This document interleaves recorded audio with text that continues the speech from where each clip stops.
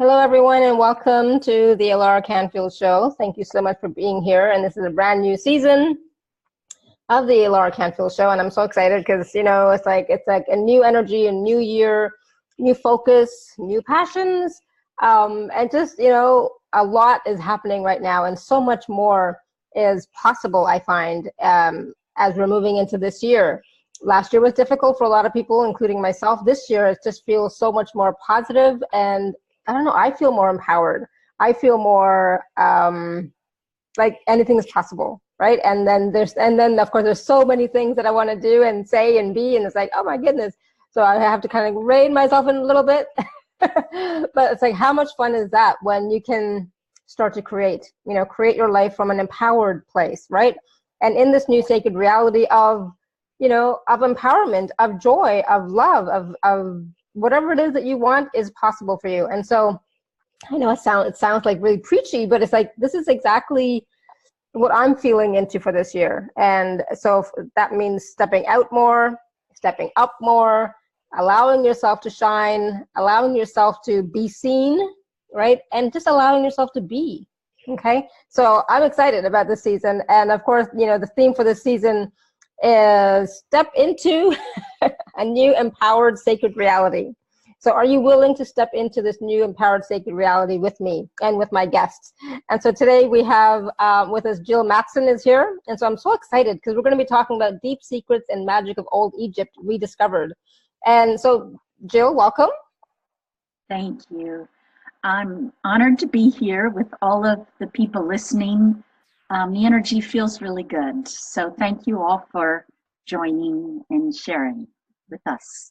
And so, for those, and this is since it's your first time on our show, so I wanted to just, if you could take a moment just to introduce yourself a little bit more about what it is that you do, how long you've been doing it. And as we were talking right before we started, I was like, the amount of work and teaching and learning that you've done to create these packages, and just not just that, but just the body of knowledge and wisdom that you have. I mean, I'm like, wow, I have no idea how you did all that. So can you share a little bit about who you are and some of the work that you do, and why did you get started in it?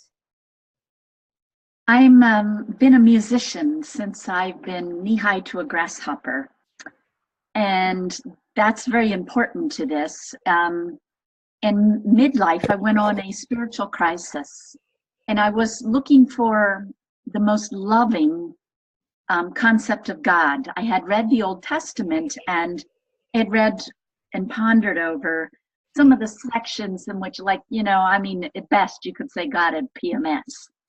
And so I started looking for other Bibles, looking for a more pure or loving. And I went to Babylonia and Samaria, and quickly got into Egypt. I spent time with the Kabbalah, and I was really just searching for the most high, most loving, most beautiful. Thinking that, if I think my God's mean, what does that say about me? If I have this unbelievable, mind-blowing, loving God, what does that say about me? But on this quest, as I went through the papyri and the Egyptian, the Chinese, all over. I'm a geek, put it lightly. Mm-hmm. And I noticed that in these very secret, hidden documents, that they were writing in code a lot, and they were talking about sound. And I'm a musician, so it's like I would read the stuff about sound, and like the hair would grow, stand up like a raccoon or something, just electrify. And I started to collect it, and I ended up getting tidbits, perhaps on pieces of paper from the floor to the ceiling.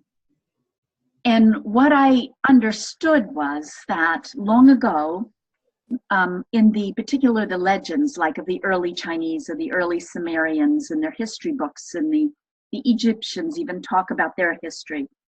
And these earlier beings were perhaps not Homo sapiens, but they were thinner. They were like us.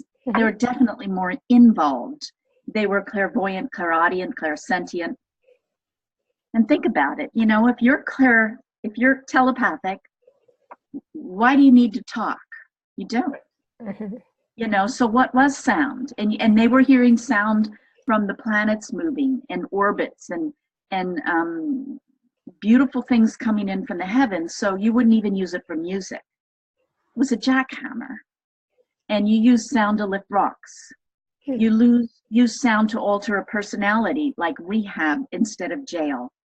Use sound to grow crops. You need sound to grow a limb. You need sound for healing your liver, for giving you better clairvoyance, for opening up your telepathy, for dream interpretation. I mean, sound for everything. And I've spent my life, got 3 books out and 11 CDs, and there's a science. So, you know, and this is not woo-woo or meditation, this is science. Your liver, your heart, all these things have frequencies when healthy. Your digestion when healthy. Cancer has a frequency. Everything is a frequency, and it's quite accessible through different softwares and different measures. So you can look at the body as health. I have CDs to tune your organs, to bring light into your aura like the ancients did, which is highly empowering, to take out your negative energy, your negative emotions, to tighten the muscles in your face and neck, to listen to vitamins. And then you can see that everything is simply energy. It's shaking. And if you count the cycles per second, it's compared to sound. And so sound kind of weaves in and out of everything. And in essence, in ancient times, any higher learning, you went and learned music first, not like today. I mean, it doesn't make sense today. Right. It's not to learn to play a pretty song. It's to learn that the universe is mathematics, and mathematics expressed as frequencies, and understand everything in terms of waves, wave interactions, energy, and sound. So that's my background. And today's class is on ancient Egypt. It took me many, many years to come up with this, because the Egyptians, well, first of all, let me say that think to the United States being kind of powerful in 100 years. And I don't know, I think we're kind of shaky now. But think to the Egyptians, the top power for 3,000 years. And today we might measure our success by the stock market, the job. I mean, it's a powerful country. They would measure it by the purity of the priest's prayers, by the psychic abilities, by the mysticism and spiritual mastery of the pharaoh. And isn't that really what our light workers are? I mean, for me as a worker, I mean, it doesn't get any better than that. So they got a lot of secrets, and they were very good at secrets. Nothing's written on a mummy. Nothing's written on how to build a pyramid. That's over 3,000 years. I mean, a good juicy secret's days, let alone 3,000 years. Something so important. And you can tell what's important to them, how closely they guarded the secret. For in these ancient spiritual-based countries, the knowledge, and often and usually was sound-based, the knowledge, the inner knowledge, how to keep your warriors brave, how to keep your farmers industrious, how to keep your people happy, how to have them support the pharaoh, how to get along. And these kind of things were done with sound and music frequently. And whoever had this knowledge had the power. So it was, you know, you blab, they kill you. Right. The Chinese, it was very secret. So, let me see what else I'm going. I think another reason why we're attracted to is that I believe in past lives, or at least I believe in quantum fields and quantum energy and maybe time occurring all at once. I feel like we have a collective mind, and although it may not be in our conscious mind, I think we subconsciously know that the secrets from these temples are really powerful. Yeah. Don't think about it. Think about good 3,000 priests. That's the top of their food chain, the best of the best, all day long for 3,000 years. What are they doing all day? Right. They're chanting something for sure. Chanting, yeah, they're refining spiritual practice. They're learning health, abundance, strength, wellness, longevity, through sound and through many other spiritual practices. Mm-hmm. And as I said, I had to read the Egyptian stuff many times, and even then I probably wouldn't have been able to figure out what they're talking about, because sometimes when you read these ancient things, it sounds like they're smoking something. Mm-hmm. but it's like each would want to attract students. And so they would like let out maybe one good juicy secret, like the Pythagoreans would talk about how it affects the emotions and nothing else. They're just dangling one little secret out there. And once I understood that, then when I read the Egyptian stuff, I understood. And so by looking at the Chinese, the Sumerians, the Americans, the Amazon, all these different tribes, they would give you glimpses, understanding. And I had to do the whole world to put it together. And I'd have to read like the papyri many, many, many times. Here's an example. I remember the first time I read this, I was thinking that wow, are they superstitious or stupid? And I guess that was me who was stupid. But anyway, the Egyptians were writing about the cure for a cracked skull is to sleep with an ostrich egg. And I thought, yeah, ha, ha, ha. Yeah, that sounds weird. That's what I thought. And then I wrote a book on Sherry Edwards, who has ears like a dolphin, clairaudience to the max, like these ancient cultures would. And she hears sounds coming out of shapes. Lo and behold, if you use very sophisticated scientific equipment, everything makes a frequency, right? Even 2D shapes on a piece of paper. And an ostrich edge is about the size of your skull, and the frequency coming from an ostrich egg is the same as a healthy skull. So they're using resonance. And yes, indeed, it would work. And you can go to a bone doctor today who will give you a little tone box for a lot of money, and it'll be the frequency of a bone. And if you listen to that, you can take the time in half or a quarter to heal your bone. It's the same thing, frequency through resonance. Wow. See, that's what I mean. It took me a long time to figure this out. So I guess that's a little intro. Yeah, and just, but you're talking about that, and it's like, wow, I wonder what else is possible. If like, who knew that you could take another skull and put it beside yours and have your skull start to heal? I mean, I get it now, logically, I get it, but it's like, if I wasn't already in this field and spiritual development and all that stuff, I would have said, you know what, you're crazy. It's like, what are you talking about? What are you smoking? And I think, what are these guys smoking? Woo. Exactly. But since I've been in here for a while now, it's like, yeah, you know what, that is possible. I can see that. And so it's about the frequency of that skull and your own skull, and the ostrich skull is not broken or damaged in any way, so it has a higher vibration or a high frequency, and so it entrains your skull to it, right? Absolutely. You copy it, and when you copy it, your body heals itself. Wow.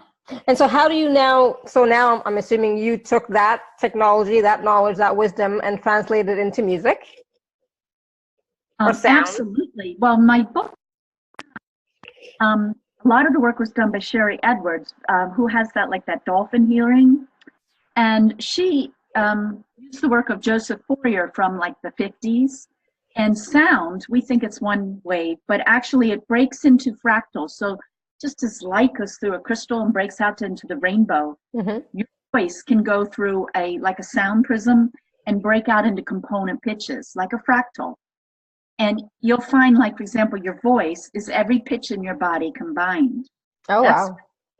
So when you're sick, when you're angry, or when you're loving, you can feel it. Yeah. And and she even offers free software where you can break your voice down into pitches, and then from there it simply becomes science. And I would say that sounds akin to the periodic chart of elements, or the periodic chart of elements is a musical scale. Mm-hmm. And so you can identify every frequency, you can label it and look at everything going on inside. And it's not just Sherry, there's other ways to do it. Some people will, because your body's holographic. I have friends that do it through or holding a metal galvanic skin pressure, through your aura. There's many ways to go in and look at everything in terms of frequency, which is vibrating energy, counting the cycles per second, and then going deeper and just looking at math. So for those of us who are not that inclined, how can you help us with that? And so, I mean, I know we're like just jumping into the sound, but before I want to, before we go even deeper into the sound, I wanted to just take us back to Egypt for a second, and just the frequencies and the sounds of the pyramids per se, even, they must be like amazing.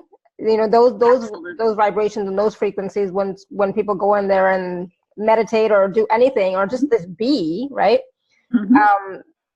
It must change you because it has a higher vibration, higher frequency. So you automatically do get entrained to it, do you not?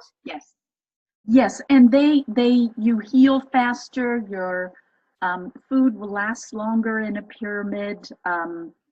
There's dozens and dozens of benefits of just being inside a pyramid. And then the ancient secrets have a lot to do with copying nature, which is God's handiwork, and looking at the mathematics, if you will, pretty much in the geometry of nature, and then converting that to sound. And what we've done, and I know we're jumping all around, it might be a little hard to understand, but what I've done for the Egyptians is their holiest of holies, if you will, was the Sephiroth. And the Sephiroth are the little circles in the tree of life, the Jewish Kabbalah tree of life, which was stolen from the Egyptians. I think that Moses was a Pharaoh's son, having access to all the secrets. And if you really get into the Egyptian stuff, the tree of life was theirs, only they assigned each one of their gods. No, or is it different? We're losing you a little bit. Are you wearing are you using a Wi-Fi headset or Wi-Fi? My computer just should I get closer? Yeah, it just was cutting out a bit. Okay, sorry, I'll try again. Okay. So the sounds that I've done for this program is very spiritual, and it's like the holiest of Egypt mysteries. And that was the Kabbalah, or the tree of life, that Moses took with him when he left with the Israelites. And in fact, a good key to finding a lot of the Egyptian mysteries is to read the Kabbalah stuff, because they took their secrets. Anyway, the idea with the Sephiroth was that it was all that is, or God, coming in white light and breaking out, let's say, into prism colors. And then each prism color is a different cycle per second, or different energy, and it represents a god. Like pink would be Isis, and would be golden or raw. And so each Egyptian god that had a frequency or an aura that rated with an attribute of God, as people were evolving, getting more physical and less spiritual, they kind of like blocked off God, and we get kind of like a faint echo. So as you go through the Sephiroth, there's some, but since Egyptians is that as we evolved, as we went down the step to become a human and have only physical senses, like eyes and ears, and lose that clairaudience, clairvoyance, and telepathy, etc., that these higher energies were like cut off. And they would, in the Egyptian mythology, each god, protects a Sephiroth or an attribute. But they put down how to open them in sound. They wrote that in stone, and it's hidden right in front of us. So, and then in deep meditation, I was shown how to convert their sounds, or how they converted their shapes to sounds, and it was done with frequencies, cycles per second, and harmonics, which is an after ripple of sound. And harmonics can be expressed as vowel sounds. So they would have, like when the pharaoh died, they had certain to up your life stream much higher. That was I don't know. They taught like this dimension would have a certain frequency, and then they had these secret vowel patterns that would impact your aura, your energy, and your health. Mm-hmm. So what I've done with this Sephiroth pattern is the timing's right. We're awakening. We're starting going back. And each one of these 10 Sephiroth represents an attribute of God, of which we have a weak thumbprint. Mm-hmm. It's the sound code to open it up to give us more divine qualities, more higher energy. Think like this way. Okay, God is he's up there and he gets all radio stations. He understands. He hears everything. He involves in matter, then he hears less. So let's say he goes from 100 radio stations to 50 to 20 to 10, and now us as humans, we only have one. We hear ourselves. Right. True. So what we're doing here is that hearing ourselves is we're opening up the channels again. Mm-hmm.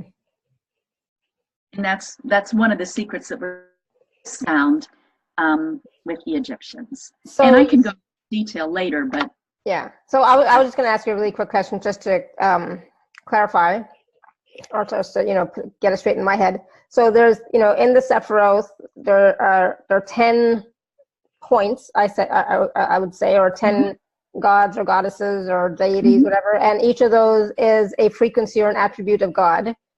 Which you have it corresponding to a sound. So if we were to listen to that sound, we would be entrained to that frequency or that attribute, yes. or that quality. Yes. Think of Reiki. What is it, 25, 30 years old? And when it was really novel at the beginning. And so when you took your Reiki training, at the very end, you get an attunement. Mm-hmm. Well, what's an attunement? It's actually a little scribble on a piece of paper. That's it. But that little scribble gives off little frequencies. And they open up the chakras in your hands to allow you to give white light, mm-hmm. aka Reiki. So this is very much the same thing. You see the shapes of the Jewish people documented the shapes which are directly correlating to the energy. So you can look at the shapes, and then I put the shapes in sound. And here's my thought. If looking at a little symbol opens up your chakra so you can do Reiki, mm-hmm. how much more does looking at that symbol and then hearing its sound? It's much more powerful. Yeah, for sure. Yeah. That's what I'm getting. It's like, yeah, that it would be. And then, wow. Okay, so that's amazing that we can even access that and have that be a tool or resource for us to go deeper within, and at the same time connect to really a higher aspect of ourselves.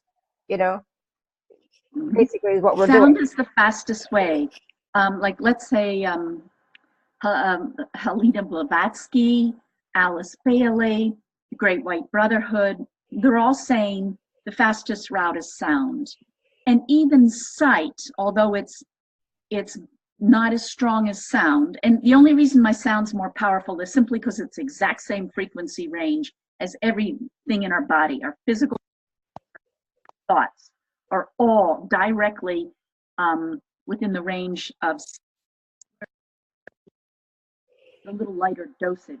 But think to this. In the Indian, the Hindu tradition, with the yantra, it's just a diagram. Yeah. They say if you spend a lot of time looking at that one diagram in a lifetime, you're expected to ascend. Mm-hmm. If you don't, maybe it takes you 700, 1,000 lifetimes. I mean, that's a long time. Yeah, but if you look at the frequencies, if you have a direct source of those frequencies, they're saying, bam, it's going to go, you're going to move up fast. And of course, the sounds will be more powerful. Right. Okay. Awesome. I love that. Thank you. I'm like, yeah, I find with sound, and frequencies and vibrations, they affect me right away. I mean, I can feel the difference right away when I'm listening to something. Not when I'm Absolutely. not when I'm like thinking something or doing something, but actually paying attention to just being in that moment and listening, and just being in that energy. Not when I'm multitasking, right? Not so much when I'm multitasking. Sometimes, but here's the secret. We don't think about this, but the biggest concern that I think in that temples of Egypt was dosage. And, we don't even think about that in sound. But when you pay attention to something, you absorb it at a greater rate. Mm-hmm. Think to hot gossip in 4th grade or droning on teacher about fractions. You can turn that teacher right down so you don't even hear her. Right. And you can turn that hot gossip right up. And so whatever we focus on, we take in at a greater rate. But, something you can do with these Sephiroth sounds or other sounds that are beneficial is loop them. Yeah. And don't have to be loud. And so, like, let's say you're not paying attention, you're multitasking. You take them in at, let's say, 50% of the dosage. But if you loop it all day long, Mm-hmm. the dosage. So and that's what the Egyptian magic and the Druid magic, that's what white magic's all about. It's getting dosage. So you get a sound, you get the sound in a fragrance, you get the same frequency in something to eat, in a hair, and an eye, a newt, whatever. But they're combining things of the same frequency to give you a strong enough dosage. Right. Got it. That is so, it's like, it's all making sense, and like, oh, wow. We used to think that was like hocus pocus and so weird and whatever, but it's like, no, it's the frequency of it. It's the vibration and frequency of it. And when you're using it for yourself for a particular reason, you're entrained to it, you become it basically, Yes. right? Yes. Love that. Anybody have any questions so far? I know, Nicole, thank you so much. Sherry Edwards, people were asking what the name was, Sherry Edwards. And I think we answered the part about assigned each of their god what. We answered that, so we're good. What was the ancient Egyptian tree of life transformation? I think we answered that too. But so the tree of life came from Egypt and went to with Moses to the Jewish people. I don't want to say anything wrong. It's like, I'm trying to be so careful of saying it properly, Awesome. And so what's interesting is, I love how you're saying this. It's like, it's like little bits and pieces are shared with different cultures, so I'm sure even with the tree of life, there's little bits and pieces that other cultures have also taken on and used in some way, but it's just a little piece. It's not the whole thing, right? Yes. And that was pretty much how I uncovered the stuff on Egypt, was by learning the secrets in other countries. It's like I imagine that, like Atlantis, all the subtle energy thing. And when she sunk, some became the Egyptians, some were maybe the Hawaiians, some became American Indians. And there's the secrets from their temples, their mastery went all over the globe. And now when you're trying to put it together, it's very hard to understand because it sounds silly at first. But only when you learn the whole enchilada can you figure it out. And I think it's something with our ascension. Each little piece for this earth is important for our ascension. You could think of ascension as white light. And we're all going to high school, spiritual high school, and we're going to get a degree in white light. And so the earth is going through her ascension. And so, the Chinese are bringing in green, and let's say the Hindus are bringing in red, and, Jesus is, and you have Saint Germain is bringing in violet. And you have all these people bringing in these uplifting frequencies. And guess what? When they're combined, it makes white light. And it's the same with the Sephiroth. You have, my theory, I would suspect that probably a nephew of Akhenaten. And Akhenaten was the Egyptian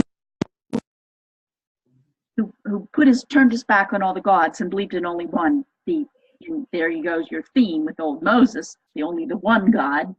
And Akhenaten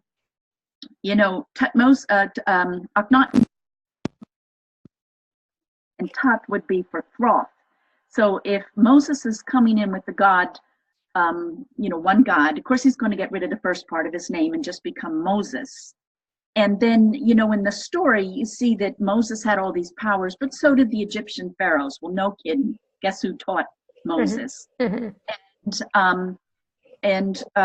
So I think when he leaves, he takes their secrets, and even he has like an anti-gravity machine, so he parts the Red Sea. But I believe he stole that from the Egyptians. Wow. Wouldn't that be tough if you were acting? Here would be the rescue brother. Yeah, and he kind of turns on you.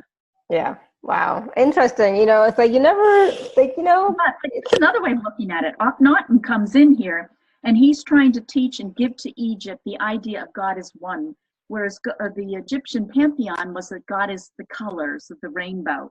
And Akhenaten said, no, he's just the gold sun that breaks into the pantheon, and he fails. Mm-hmm. But it's his heretic brother that saves the day, because who introduces the world to the idea of the one God? Well, that would be Moses. And isn't that interesting that Moses, in the long run, to me, kind of like saves the day for Akhenaten, mm-hmm. in a spiritual sense. Yeah, awesome. Thank you. It's so interesting just to hear about, the history, in a different way, and it opens up your eyes to maybe things were a little bit differently than you were told, maybe things are not quite what you think, right? So mm-hmm. I wanted to talk also about, I love talking about frequency and vibration. And when it comes to music and sound, when I'm playing stuff from YouTube, or I have, other MP3s and so on, or I even tried myself to create something a while ago. I told you I was like, try to do it myself a couple of years ago. I was like, it's so difficult. But can you talk a little bit about the frequency of 432? And I know that is, as I'm saying it, I'm getting this energy download coming in that, yes, this is something that's key. It's important. It's really relevant to us right now. Well, first, let me say that I think every frequency is important. That when we're healthy, we have radiating within our being all frequencies, and lack of health is a lack of frequency. However, in our universe, our system of worlds, or something or other, there are sound patterns that will take an ill, emotionally, physically, mentally, all of it, and lights it up into harmony. And those are patterns that are found in nature. They're like the solfeggio tones, they're like the Fibonacci tones. And 432 is a very important one. It's coming in when you look at the mathematics time, and when you look at like our time cycles and so forth, and you'll find that 432 is a number that's woven in Mother Nature more often than other numbers, maybe making her the most important. In the Great Pyramid, 432 is woven into the dimensions. And one of the reasons that the pyramids are so healing is that they have accurate dimensions in the, like the distance from our Earth to another galaxy.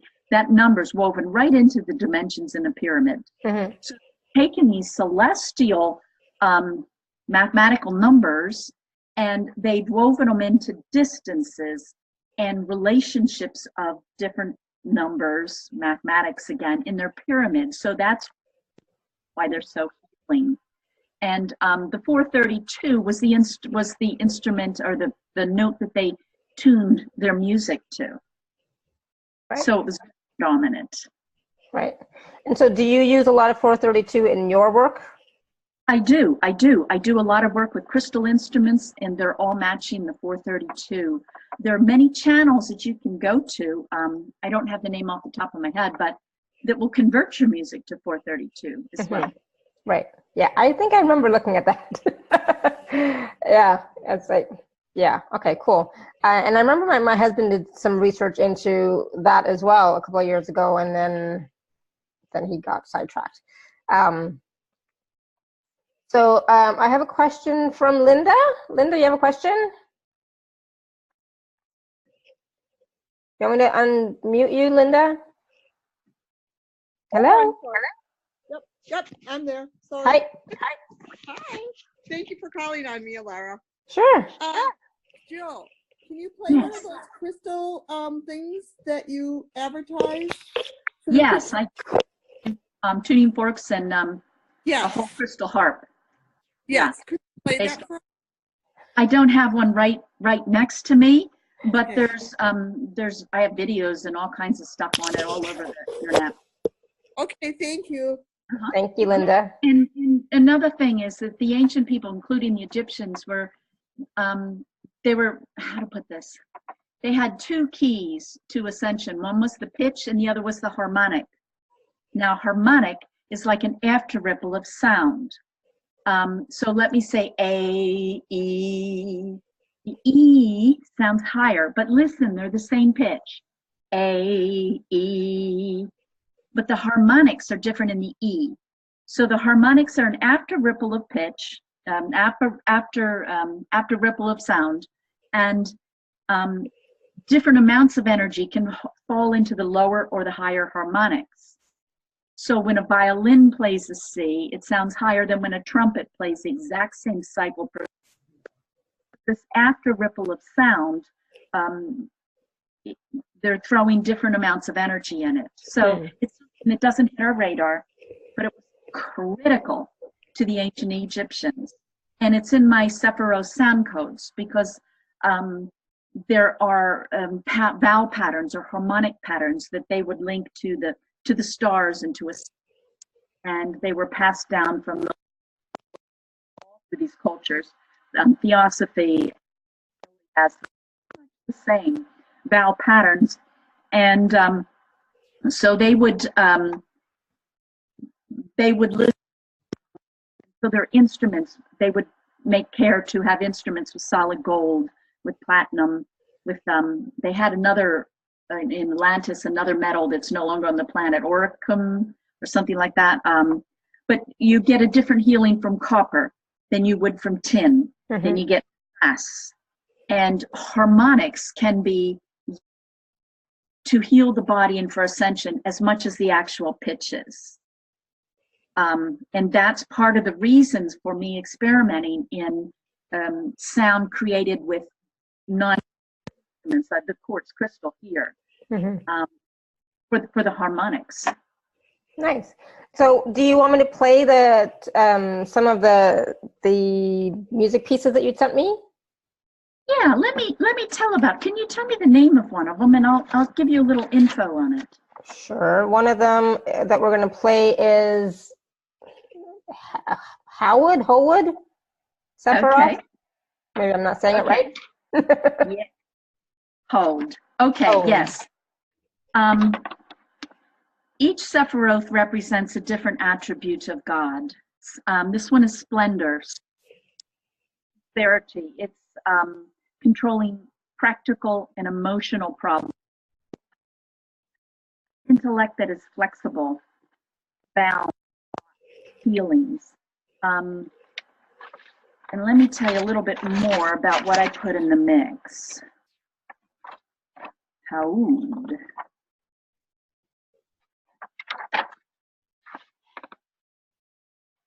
Okay, here it is.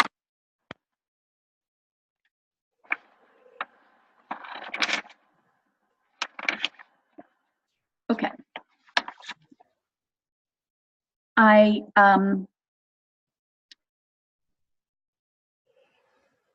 put in the harmonics, I put in the vowel chants, and I also put in frequencies of 888 because it's like numerology. They would associate the Sephiroth as numbers 1 to 9, and they would be the building blocks of the universe. Mm-hmm. Pythagoras say all is number. They're talking about energy and frequency, and they're saying that number patterns repeat. So each it was very sacred which number each Sephiroth was. So I put in the master number. That's just simply a sound that's 888 cycles per second. Even in the temples, for example, Roth, his number, because he's going to equate to one of these Sephiroth, is going to be the dimensions of almost everything in that temple. Okay, cool. Sound very sacred. Numbers very sacred. I also put in the frequency of Mercury's orbit, whale songs, cricket sounds, bird songs, lightning, because associated Thoth being the god of sound and Sebek being the crocodile energy. Sebek could almost compare to Buddha in a way. Buddha comes in to help people understand about pain and suffering. So Sebek, don't think of him as evil. Think of him as guiding you through challenge and so forth. So, so there you go. There's some of the other sounds, and it's awesome. Just, you might even, I got an idea, just thinking off kind of spontaneously. Mm-hmm. Channel Thoth a little bit. That would be great. You play this Haoud. Okay. All right. Yep. Okay, here we go. Here's Thoth. Okay, let me play so you want me to play the Haoud first? No, I'm going to channel first, and he's going to get us ready, and then when I'm done, then you're going to play Haoud. Awesome. Is that okay? Yep. Mm-hmm. Okay. All right, here we go.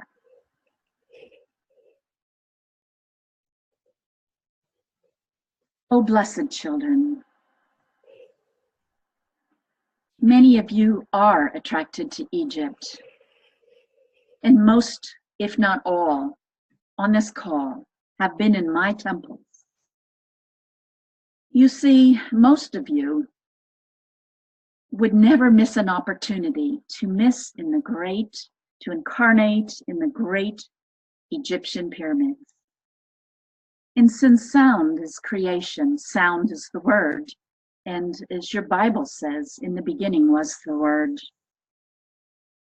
The initiation of all priests and priestesses, no matter what temple, would all begin in the temples of Thoth. Under my tutelage and have read the sacred words. You think that reading is an understanding, and yes, it's kind of like a thumbprint of truth. Yet reading your letters in English and other languages being somewhat symbolic, yet were not. They were the actual sound representations of energy. If you say Om and put sand on a drum nearby, vibrate and create the symbol. And in that way, the Egyptian language equates to vibrations. So when you read my sacred texts, you were encoded at that time. They go into your subconscious that are able to be unveiled and unfold even now as we speak. And I am grateful for this intro, for I shall be with each one of you. Sound code. Know that I will unlock some of that which you have learned in ancient temples and release them. If you are receptive, you receive them and start to utilize them more often, but all receive. And if you're not quite ready, Christmas tree with little gifts of love for the very perfect moment. I am honored to reconnect. many of you, close relation in Samaria, Egypt, also in the Great White Brotherhood. And I am glad to reintroduce and welcome you back. And now we shall listen to Haoud.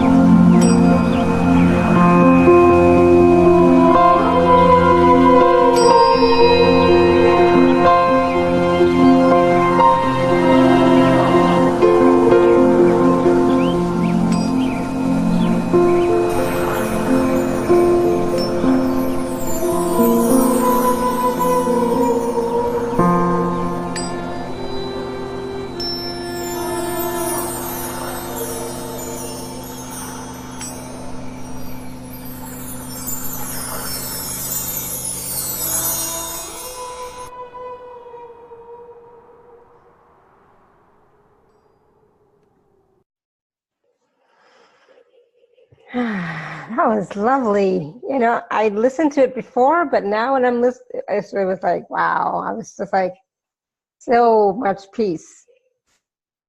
So lovely. Thank you. Yeah, wow. How was that for you guys?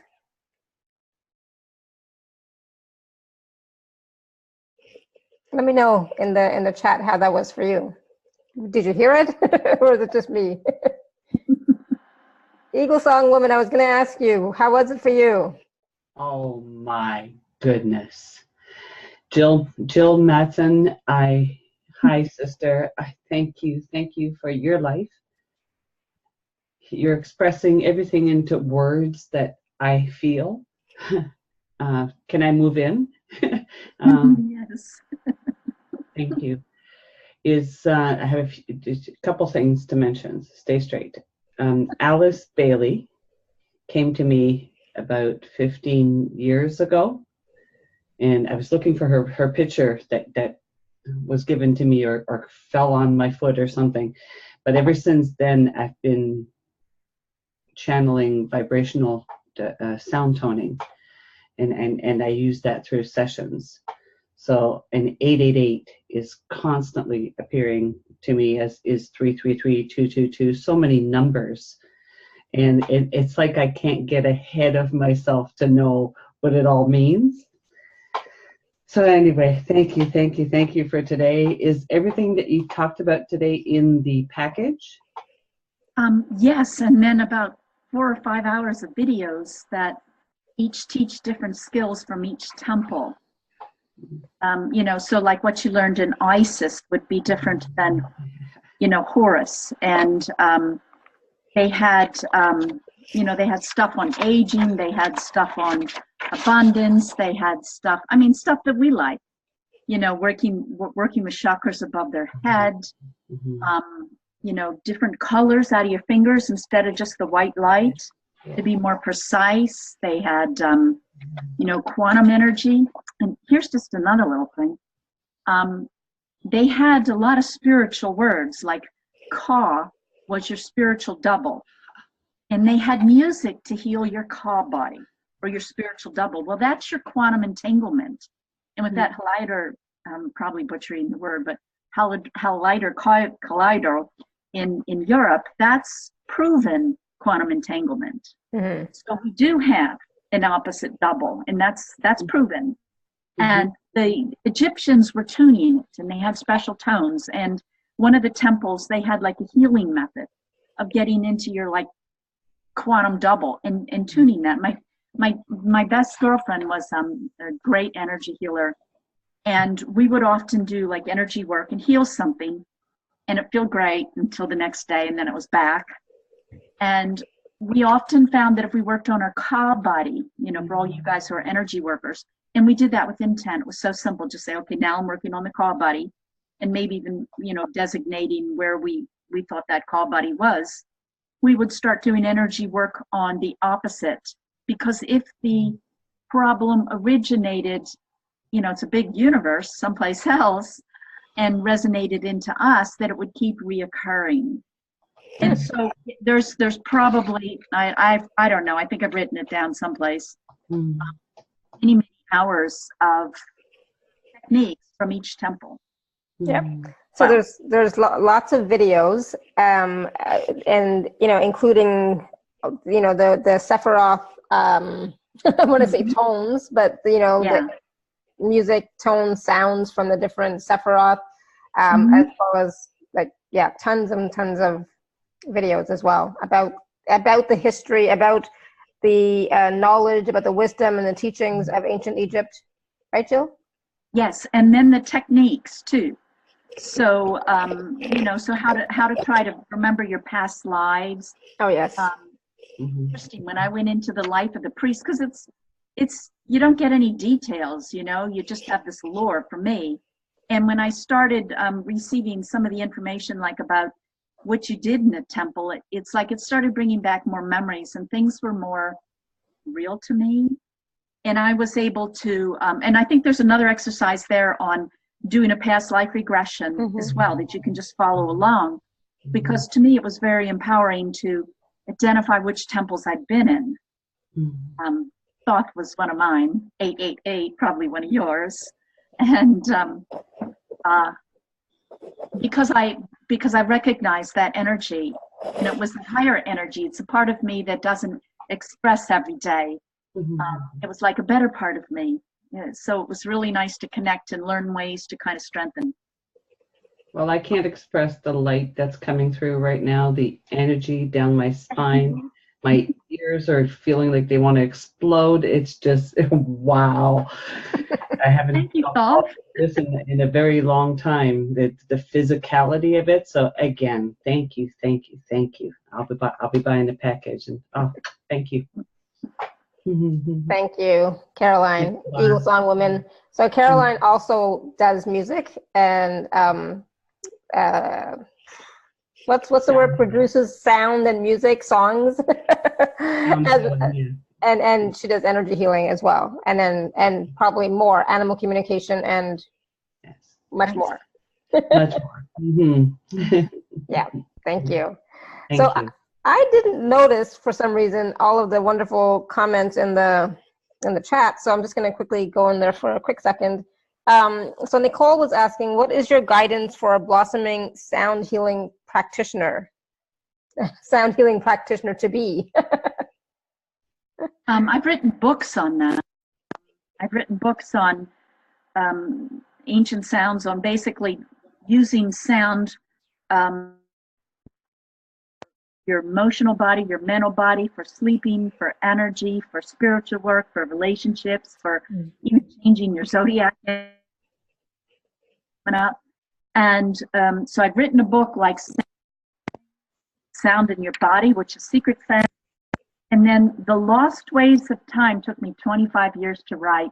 And that is the secret sound techniques of Samaria, Atlantis, Lemuria, China, Egypt, Hinduism. I'm going right around the globe. And they're all using sound. They're using sound in the most incredible. Wow, awesome. Thank you. And so people were like, there was just such wonderful comments in here, but they were saying that they were just absolutely loved the music that we just played. It was hauntingly beautiful, like angels singing. It was, and it's uplifting. You know, it's very uplifting, and it also is very expansive, isn't it? It expands your field. You know. Mm-hmm. Yeah, I love that. It was wonderful. And it would be good to loop. You know, yeah. I included them as videos so you can see the shapes, and that's a little bit more powerful dosage. But also I included the MP3s, just that thinking you could put them on a loop in your MP3 player. Yeah. And let me say another thing about sound is that sound travels through your bodies in many ways. Loud sounds go in through your ears, and once it hits your nervous system, I want you to think of the internet. On the internet, your harmonics are averaged because you're getting huge quantities of data or information going through. And in your bones, you'll get the harmonics. So you'll find that different volumes go in different ways in your body. And one of the most impactful volumes are very, very subtle sounds. So very soft sounds, barely discernible, but coming up like from the earth. There are sounds that start the NASA satellites coming in from the space, from the waves. So, but they're very hearing range, they're subtle. And perhaps the most impactful ones on our consciousness are very soft and subtle ones. So, the Egyptian healing method with the ostrich egg or a skull, a healthy skull next to you, you're getting a very subtle sound, but it's very healing. So I'm saying that to say that you could loop the Sephiroth and do a very small volume and having them play while you sleep or all day long. Slow volume. Yeah. And they're very impactful that way. So does everything emit a sound? Everything. Everything emits a sound, yeah. Maybe not in our hearing range. And in our hearing range, but the volume is too small. Yeah. Yeah, got it. Awesome, thank you. It's so interesting, and it's like, I'm going to get my husband to look into this some more. I want to get your tuning forks and, things like that. I sent him the link already yesterday because I want to get them. So I want to talk just briefly here about the special offer. So for those of you who are on the live page, you can just click on special offer. And those of you who are not, you can go to alara.at/show/Jill. Where is it? Here we go. I'm going to open it up too. All right, here we go. So in this package, there are like 3 components, but there's really more than that. The first one is 6 hours of videos on ancient Egypt, right, which includes 15 videos, a PDF, some MP3s, some bonus MP3s, and then there's some Sephiroth video attunements. There's like 10, 12, 14. I'm trying to count back. And then there is an MP3 audio on the Sephiroth higher dimensional attunement. So can you just talk a little bit about the package and how it can, why would we need it, or how would it be beneficial for us to receive the frequencies and sounds and vibrations of the Sephiroth? Okay, well, the Sephiroth sounds, again, it's one of the fastest enlightened methods there is. And when you talk about raising your consciousness, having good health is kind of like a byproduct. Mm-hmm. So it's like once you become more powerful and drop into your knowing, your manifesting becomes more powerful. There's no area of your life that's not impacted by raising your consciousness. What the Sephiroth are doing are like taking you up an octave. It's Okay. very powerful. And the videos, I'm just trying to examples. There's one on your health, and think to the pharaohs I think it was 26 or 27 years, they had to do a triathlon and let everybody watch. So if you were a pharaoh in your 70s, just think you had to do a triathlon. I couldn't have done that in my 20s. So, No. an old dude out there, he has to do this. Now, how were they? Wow. Because for them, if you really had spiritual proudness, you controlled your body. And of course, it would remain youthful into old age. And so I have a video on the technique used by the pharaohs to retain youthfulness.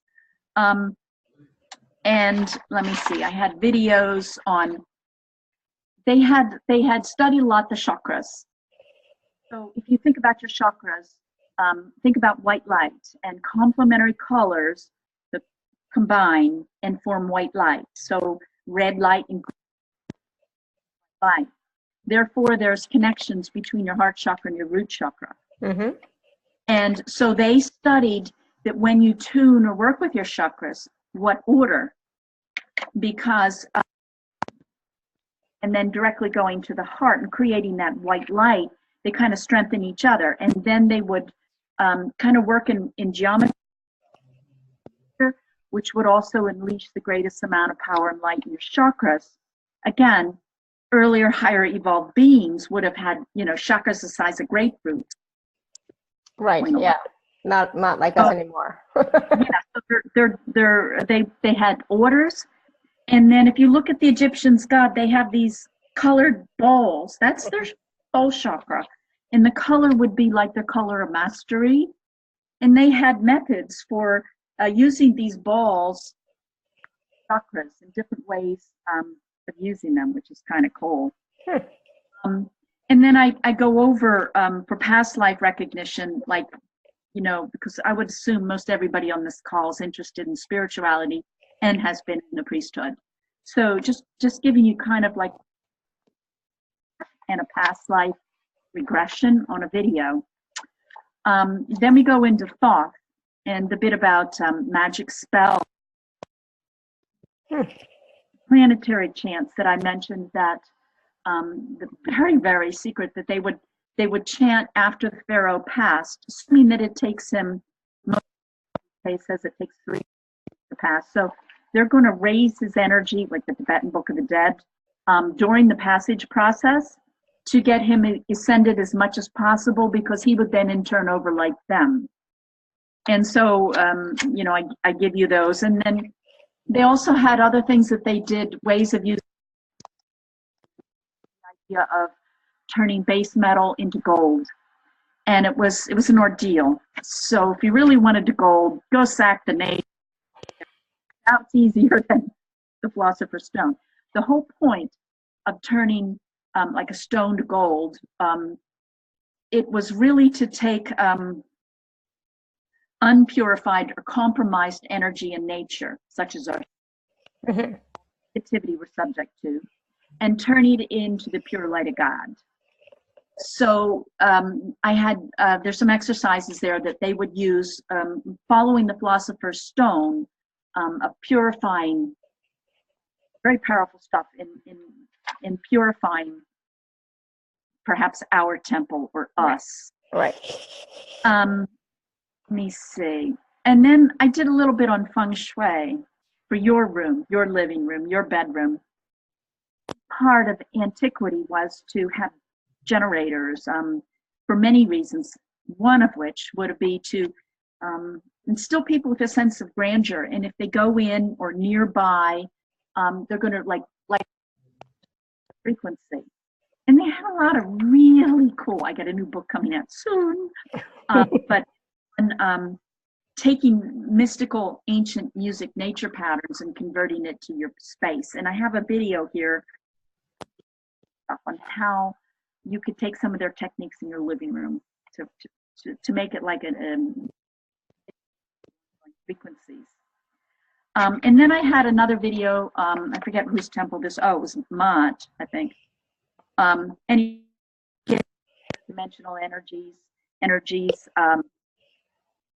releasing energy blockages, using sound to get rid of pain, using reverse mediumship, just kind of my word, but putting energy into the future or going into the back, into your past, and kind of changing it. Vibrations, it's not set in stone. Right. And they would work that way. And then in the Isis temple, I got Isis toning and exercise. To say that many of us in incarnations might have had wings, and that at this point in time in our evolution, they're able to be in our etheric realms on our backs. Right. As we evolve, we need to work on that and to unleash them, because they can cause back pain if we don't. So I'm working with Isis. She always see her out like with her hands out and wings. So that's what I chose there. And then with Matt, that's the one I did with using your quantum entanglement energies, and with solfeggio tones, which are also balancing. And then I did techniques with Nut and Shu and Geb, all the different gods. So all of the 10 Sephiroth. Yeah, the 10 separate. Oh, and also for gardening. And I also did a video, basics, how to use sound healing too. Yeah, awesome. Thank you. And gardening.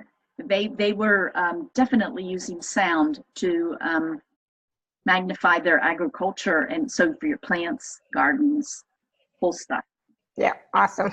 Absolutely. I mean, you can use sound for anything and everything, right? To enhance your space, to enhance your body, and maybe I can use it to finally heal my. I was just thinking that my shoulder. This year it's this shoulder. Last year or 2 years ago it was this shoulder. So I was wondering. I wonder if that's related to those wings. It could be. It could be. Start letting them out.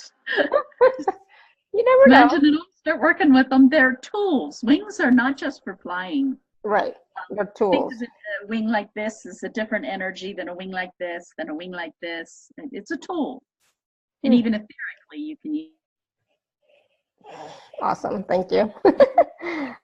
So we have questions about, okay, so for those of you who are interested, the package is $99, which with the amount of information that's there, including and there's some MP3s that we didn't talk about, the bonus MP3s. One of them is called On Angel's Wings, and it's about healthy skin, collagen, muscle, skin tissue. So it's like getting a facelift. Right? That would help your shoulder. Oh yeah. Okay. Cool. Awesome. Because the frequencies of the musical octave, same note, higher or lower than the rest of your body. So as you tune, which that CD directly tunes all the muscles and works on the skin here, an octave of that is every other muscle in your body. So it also tunes the whole muscular system.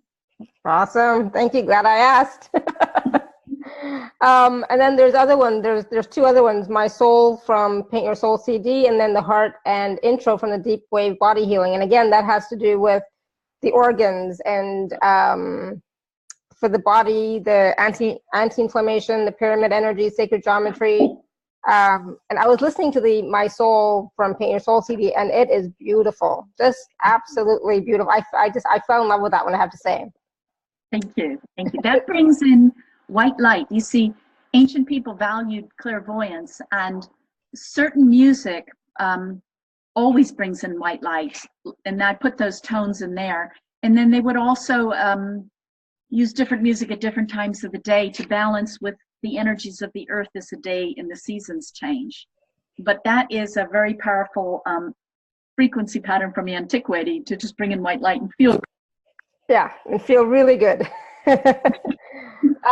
So there was somebody, hold on, there's questions. So Nicole is asking some questions. So I was talking about the crystal tuning forks a little while ago. Can people purchase those? And as well as the Nightingale, can people purchase the Nightingale? Yeah, they're all on my site, my website, yes. Awesome. Yes. So Nicole, if you're interested, you can go to jillswingsoflight.com. Yes. Because I know I'm going to definitely get the crystal tuning fork. And if I tell my husband about the Nightingale, well, we might be getting that too. So, just be forewarned. And then Anda's asking, how do Egyptian teachings relate to the circular temples of Göbekli Tepe, if at all? The earlier temples were almost, and when you look at nature, you don't see a lot of square shapes. You don't actually see pyramids so much in nature. So the Göbekli Temple, in the stone circles, the old architecture coming in from Lemuria and Atlantic would be feminine, curved. And I believe that a lot of the old stone circles would be aligned with the star systems. The idea, for example, Isis says she's from Sirius. Many of the Egyptians relate to that particular planet, but not all, like coming in from Lyra. But at any rate, they're tracing their ancestors to the stars. And so what, kind of like in the movie E.T., I don't know, it's an old movie, but he's almost, the cute little E.T.'s dying and he needs to phone home or else he's going to die. He needs to connect. Yeah. So these people were like, they'd go to a stone circle, like they're from the Pleiades. They would go to a Pleiades tuned stone circle that has resonance with the Pleiades, and at certain times exchanges, like download their energy groceries or something in their body. But so Göbekli Temple, I believe that if I've got this right, I hope I do, would have different star systems because the stars move. Right. So, you could build like configuration for this star system, and then 2,000 years later build another one that's a little different. I hope I got that correct. But awesome, thank you. It would have been an earlier tradition than the Egyptians. Okay, cool. And I was just going to see something. So Nicole was wondering, how can we find our soul's note or our home note? Is that the possibility? Absolutely. That's a good question, Nicole. So many. One way would be to tone and and your body's going to have a predominance of one frequency, and also it's going to be heavy on some notes and not others. And so toning every note, you'll find there's subtly one note's going to get louder without you raising your voice, and that's because it has resonance with you in the volume. So that would be one way. In my books, I think it's correlate your astrological sign with a note at birth. So some of us come in for like two purposes. So like I was tuned to one note, and then halfway through my life, my whole life changed, and I tuned to another note. Right. Guideline. You can use software at soundhealthoptions.com, and I go into that in my secret sounds book. But there's software you can look at the breakout of pitch, and then the one that up with your soul note. Okay, awesome. Nicole, I had no idea. So thank you. And my tones definitely changed because my whole life is completely changed. So it must have. Yes, that's happened to me. All right, awesome. So was there anything else that we needed to talk about today, Jill? Did we want to play the other piece of music as well? Sure. Why don't we do that? What's the name of it? Cater. Say it again. Hold on, let me check. Keter? Keter? I think so. Okay, that one is the energy of Peter. 1 second. Where is it? There's this one. We're finished with that one. Yes, Cater, Crown Sephiroth. Okay. That is wisdom, will, and selflessness. And hold on, let me tell you what I put in the mix on that one. I got it written down. Sure. Okay.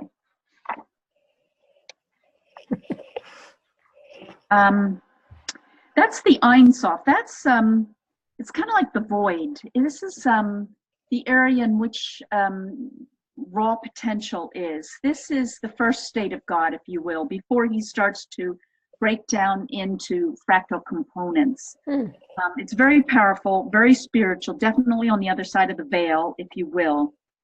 Therefore, I'm putting in a lot of the master number 111 because it's the first Sephiroth. I also put in all of the master numbers because it's also representing all of them. But I put a great predominance of 111. I put in the music is from has a flower remedy in it. It's the century flower tones. Again, it's DNA kind of being the numeric, and it's kind of like our schematic. So I'm tuning the DNA. I put in frequencies of the orbits of all the planets in the solar system. The ancient Egyptians would tie each one of the Sephiroth to a planet, and you can get their orbit frequencies, and even so those kind of things are just softly in the background. I put fire energy, thinking of the Ein Sof, and then so there you go. And in each one of these, and you create an energy. The being comes in through you. They create energies that we can. And think that your mom is a little different. Think that she's not sitting next to you. Feels a little different. It's the same thing, and that energy records. So this one I have the Ein Sof. This is like Yahweh, if you will, or all that is. This is that type of an energy. Yeah, awesome. Good. Okay. Thank you. And so, yes, Caroline, this is part of the package. This is just a small piece of it, but it is part of the package. Okay, so I'm going to play that one now. Okay. Share 1 second.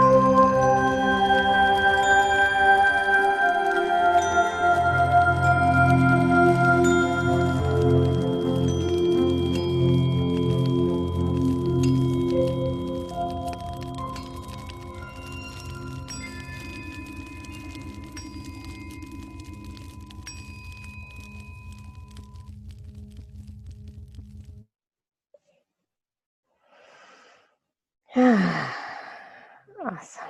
Thank you. And, you know, as I was listening to that, my whole body started to like release, you know, and started to get the tension out of it a little bit more, you know, and because just more ease, you know, it's like I was able to receive more ease into my body. That was, yeah, awesome. Thank you. So I just realized that I remembered one thing we didn't do and we totally forgot, and we run out of time now, but it's like, oh, we didn't talk about the manifestation we're going to talk about. Well, here's one right here. For this one, it's good. For teacher, of all the psychic skills, the ancient people believed the most powerful was knowing. And I don't know if you've ever known something. Even if it's something going to happen, it's different than knowledge. Mm-hmm. It's different than truth. It's a very deep, deep, deep frequency. And it's actually, to me, it's entering the void. And the void was very, very important to the Egyptians and the ancient people, because they would go to a state like Keter. So if you're going to do manifesting, listen to Keter first. And because the Keter is the void, the Keter is the raw potential. And so you get into that and just see what it is that you want, but never in terms of a Weasley. Yeah, but as like a knowing. Yes, you want, like, I've forgiven, you're having troubles forgiving someone. I forgive all. Right. Just go into the void, listen to the Keter, going into your knowing. You got to create a very strong feeling to go out to the universe, attract like, and train it and bring it back. So the stronger, the more see, that the thing about knowing in the void, it's like you get the deepest pitch, the awe. And so go into this, listen to the Keter, or go into the feeling that you got from that. Mm-hmm. Imagine knowing, and like your feet go into the center earth and you're so strong, and you'll find that your rhythm slows. Mm-hmm. Get very still, very focused. It's like very sure, very, you know, like confident and sure, right? And look for it, because it will come. Oh, yes. It always comes. We may not recognize it. Mm-hmm. Then ask, then go, and I recognize it. Right. And acknowledge it when you do see it, you know, because we actually do get everything we ask for. We do. So, you know, and I just find that right now it's happening faster and faster. Yeah, awesome. Yeah. Thank you, Okay. and that was awesome. I am looking forward to like listening to more of the MP3s, especially the ones from my shoulders. Thank you for that. And then, you know, going back and really, you know, like there's so much history and so much knowledge and so much wisdom in all of the content that you've curated for us and you've like learned about and are sharing with us, and about the Sephiroth. Because if we are on the path of ascension, you know, if we want to be on the path of ascension, we say we would like to expand our consciousness. You said you're saying that, you know, working with the Sephiroth, listening to those sounds, watching those videos is a really, really good way to help us to do that, right? Yeah, a faster way. Because, you know, we've all done the slow way, and it's like, yeah, it's time for the fast way now. Yeah, awesome. Thank you. So for those of you who are looking at the package, it is at alara.at/show/Jill. Take a look at it and see how that resonates with you. And so there's going to be MP3s as well that you can loop and just play, you know, at nighttime while you're sleeping, in your room while you're working or playing or whatever you're doing, to really go deeper and enhance, you know, your body, your spirituality, your space, and your consciousness. So thank you. Thank So you. any last words of wisdom, Jill, for us before we go? I guess let the music unfold, because you are music, and enjoy it. Awesome. Thank you. Yes, enjoy it. Let the music unfold, and you are music, and we are all sound, right? And so what vibration are you playing with right now, right? And what vibration are you putting out to the world, right? A playful vibration. All right, so thank you so much, everyone. This has been, this was the first show of the series for, the new series, so look for more. And until next time, may you all continue to be blessed with an abundance of joy, peace, love, happiness, and prosperity and radiant health. Sending you all much love and blessings always. Bye for now.